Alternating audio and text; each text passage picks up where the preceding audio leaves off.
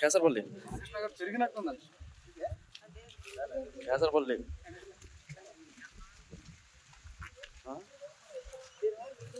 ఏం చేయట్లా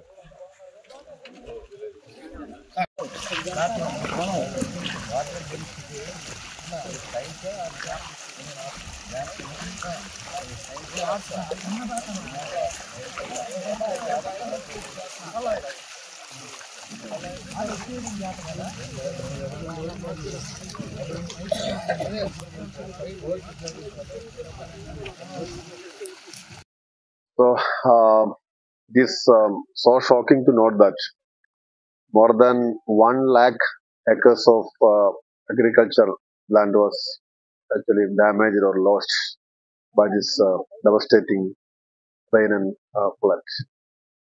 I am here to extend the support of the Communist Party of India and the people of Kerala. Andhra Pradesh people, especially CPI comrades, all helped us in when this Wayanad landslide was happened some 1 month ago. So the Andhra leaders and cadres all stood with us. We are here to extend our full support, and we will try our level best to help people.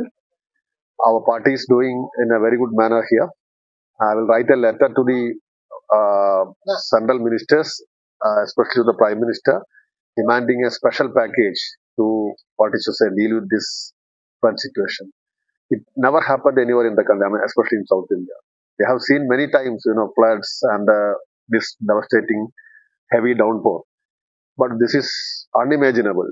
Even after 4 or 5 days, we can understand the gravity of the situation. So we are with the people.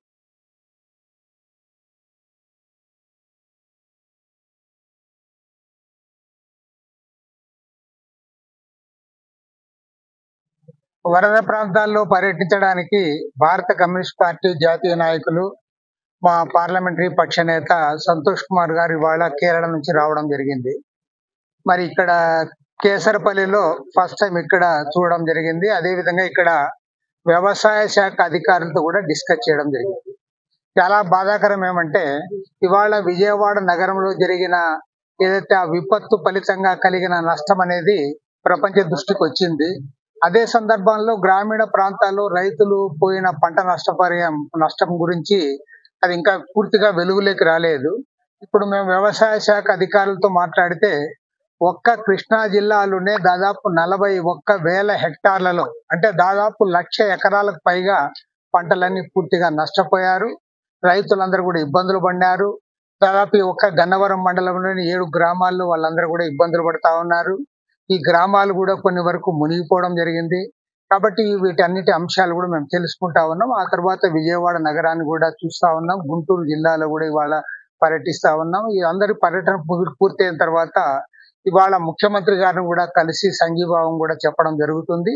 ఏదేమైనా సరే రాష్ట్రంలో ఒక ఘోరమైన విపత్తు సంభవించిన ఈ సందర్భంలో సిపిఐగా మేము ముందు నుంచి కూడా కోరుతా ఉన్నాం.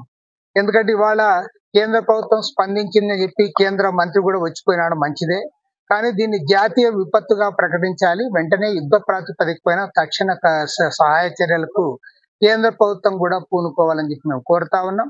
అదే విధంగా ఇవాళ దేశవ్యాప్తంగా కూడా మా పార్టీ ఆధ్వర్యంలో అధిక ధరలకు వ్యతిరేకంగా ఈరోజు ఒక ప్రోగ్రాం ఉన్నది.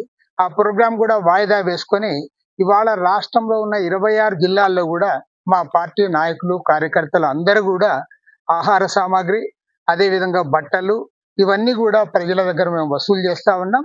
26 జిల్లాల్లో వసూలు చేసిన వాటన్నిటి కూడా తీసుకొచ్చి ఇవాళ బాధితులందరికీ కూడా పంపిణీ చేయడానికి మేము పూనుకుంటా ఉన్నాం. ఈ సందర్భంగా మా పార్లమెంటరీ పార్టీ నాయకుడు ఈరోజు ఇక్కడ చూసిన విషయాలన్నిటిపైన కూడా ప్రైమ్ మినిస్టర్ గారి దృష్టికి తేవడానికి ఆయన ఇక్కడికి రావడం జరిగింది. ఆయన కూడా